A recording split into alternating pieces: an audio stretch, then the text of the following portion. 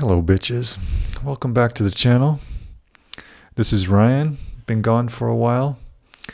Think I needed a little break from social media. A nice, healthy break. A lot has changed in my personal life. If you'd like to be up to date on my personal life, you can check out my Patreon. But I think I'm going to take this channel in a direction where I'm going to talk more about topics related to Africa and what I've observed. Just a little background on me. In 1999, after I finished university in my home country, the United States, I moved to Japan and I lived there for the next 19 years. I came to East Africa in 2018 and I've been living here for about 5 years. Now, one thing that I've noticed is different here in East Africa when it comes to expressing love.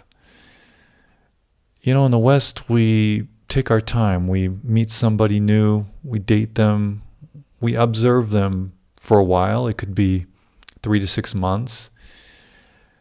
You know, everybody's good on their first impression, right? But you give it time to see, you know, what is she like when she's pissed off? What is she like when she's jealous? What is she like when she's on her period?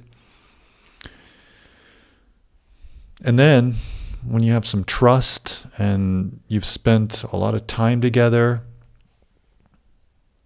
in the West, and this is also true in Japan, after you spent a lot of time together, again, it varies person to person. It could be 3 months, 6 months, 9 months.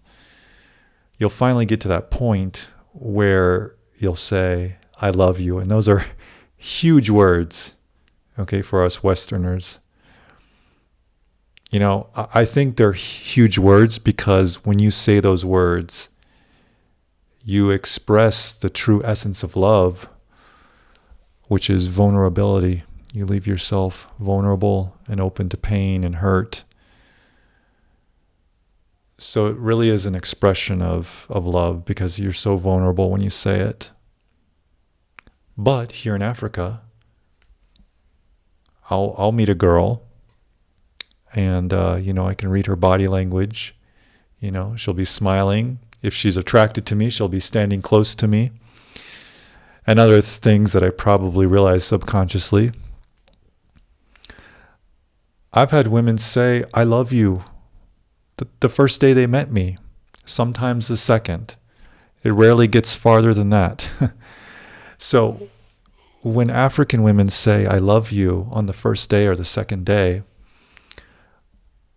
to me, a Westerner, it seems disingenuous. How could you love me? You don't know me yet. So I don't know if it's a cultural difference. I don't know if it's a difference in the way we speak English. I want to point this out. So I guess I'm in Uganda. So the main language here that connects all Ugandans is the language called Luganda. And then after that, it's English. Most people here can speak English to some degree. It depends on their education and their background. But the way they speak English here, I call it Ugandan English. They use a lot of terminology and words, and even the way they express themselves. I think they're thinking in their tribal language, or Luganda, and they're translating that to English. So I don't know, maybe if there's any Ugandans or Africans watching, you can chime in on this. I kind of suspect that when a Ugandan woman says, I love you, what she really means is, I like you a lot, I'm attracted to you, or I'm infatuated with you. In American English, I love you has a much deeper meaning. Like I said, it's kind of profound. It's something you might only say after you've known the person for a long time and you trust them enough to be vulnerable in front of them. They really are powerful words for us Westerners. So when an African girl says, I love you on day 1 or day 2, to me it feels like it's taking value away from those words.